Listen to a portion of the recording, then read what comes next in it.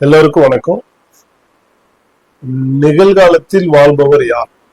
இதுதான் தலைப்பு. அது என்ன நிகழ்காலத்தில் வாழ்பவர் யார்? நம்ம அன்றாட வாழ்க்கையில பாத்தீங்கன்னா நிறைய பேர் சந்திப்போம். நம்ம ரெகுலரா சந்திக்கிறவங்க யாருன்னு பாத்தீங்கன்னா நம்ம family members, relatives, sometimes family function அந்த மாதிரி போனா ரிலேட்டிவ் சந்திப்போம். இல்லைன்னா office colleagues, maximum office colleagues, family members, இதுதான் நம்ம ரெகுலரா சந்திக்கக்கூடியவங்க. மேக்சிமம் ஒருத்தருக்கும் பாத்தீங்கன்னா க்ளோஸ் சர்க்கிள்னு பார்த்தா ஒரு 50 பேருக்கு மேல இருக்காது. பள்ளி கல்லூரி நண்பர்கள், குடும்ப நண்பர்கள், நெய்பர்ஸ், அப்புறம் ஆஃபீஸ் கொலீக்ஸ், அதுபோல் ஃபேமிலி மெம்பர்ஸ், இதெல்லாமே சேர்த்தா மேக்ஸிமம் 50 தான் இருக்கிறதுக்கு சான்சஸ் இருக்கு. பர்சன் டு பர்சன் ஒரு 5-10 மாறும் ஒழிய, பட் அதை தாண்டி போறதுக்கு சான்சஸ் இல்லை. ஓகேவா? ஸோ இவ்வளவுதான் க்ளோஸ் சர்க்கிள். இந்த க்ளோஸ் சர்க்கிள்ல பாத்தீங்கன்னா சில பேர் லைஃப் அப்படியே ஓவர் த ஃப்ளோல போயிட்டே இருப்பாங்க. நல்லது கெட்டது ரொம்ப யோசிக்க மாட்டாங்க. ஓகேவா? இன்னைக்கு ஒரு நல்லது நடக்குது, ஓகே, அடுத்த செகண்ட் அதை அக்செப்ட் பண்ணிக்குவாங்க மைண்ட்ல. Yes, it's a practical. Accept பண்ணி அடுத்து அப்படின்னு அது அர்த்தம் என்னன்னா, எப்ப அவங்க குயிக்கா அக்செப்ட் பண்றாங்களோ அப்பவே அடுத்த லெவலுக்கு போறதுக்கு ரெடி ஆயிட்டாங்கன்னு அர்த்தம். ஃபார் எக்ஸாம்பிள், ஒரு நெகட்டிவ் திங்ஸ் நடக்குது அவங்க லைஃப்ல, இன்னைக்கு டேட்ல காலையில் நடக்குதுன்னா அடுத்த குயிக்கா ஒரு ஓகே நடந்துச்சு, இட்ஸ் ஓகே, இதை தாண்டி மூவ் ஆகலாம் அப்படிங்கிற இடத்துக்கு இமிடியேட்டா அவங்க மூவ் ஆகும்.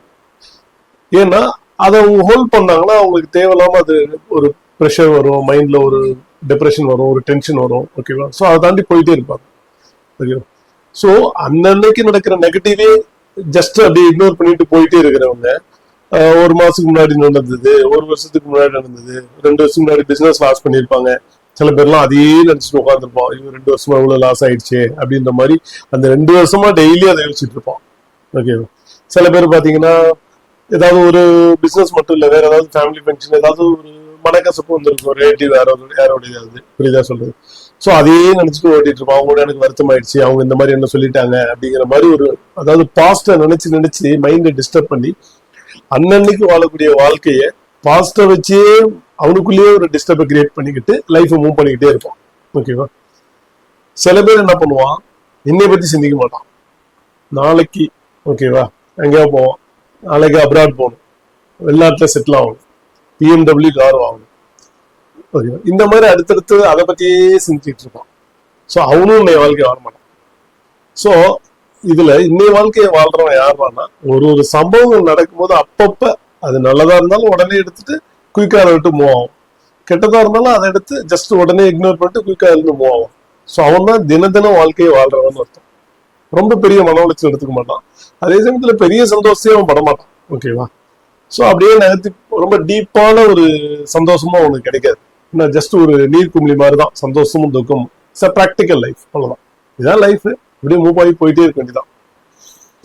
அப்படிங்கிறவங்க யாருன்னு பாத்தீங்கன்னா, எந்த ஒரு ஜாதகத்தை வேணாலும் எடுத்துக்கங்க, லக்னம் லக்னாதிபதியோட குரு தொடர்பு கொள்ளும் பொழுது, ஓகேவா, லக்னம் லக்னாதிபதியோட குரு தொடர்பு கொள்ளும் போது அவங்க ஈஸியா ஒரு விஷயத்தை கிராஸ் பண்ணி அந்த நிகழ்காலத்தை தாண்டி, அதாவது நிகழ்காலத்தை தாண்டி தன்னோட வாழ்க்கையை தொலைக்க மாட்டாங்க. நிகழ்கால வாழ்க்கையை தொலைக்கக்கூடிய லெவல்ல அவங்களோட சிந்தனைகளை சிதற விட மாட்டாங்க. ஒரு சம்பவம் நடந்துருச்சு, அதையே 2 நாள் 3 நாள் வச்சுட்டு உட்காந்துருந்தா என்ன பண்றது? அப்ப நடைபெற வாழ்க்கை எங்க இருந்து போறது? உடனே அதை இக்னோர் பண்ணுவாங்க. ஜஸ்ட் அது புறந்தள்ளிட்டு ஆட்டோமேட்டிக்கா அவங்க ரெகுலர் லைஃபுக்கு அவங்க அடாப்ட் ஆகி போயிட்டே இருப்பாங்க. அடுத்த நாள் அவங்க நார்மல் லைஃபுக்கு வந்துருவாங்க.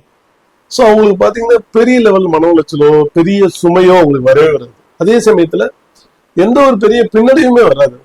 ஏன்னா ஒரு சம்பவம் நடந்துச்சு, ஒரு துயர சம்பவமோ இல்ல ஏமாற்றமோ இல்ல துரோகமோ இல்ல மனதை ஏற்றுக்க முடியாத ஒரு நெகட்டிவ் ஃபேக்டர் நடந்ததுக்கு அப்புறம் அதையே சிந்திச்சுட்டு இருந்தா எப்படி அடுத்த லைஃப் எப்படி போவோம்?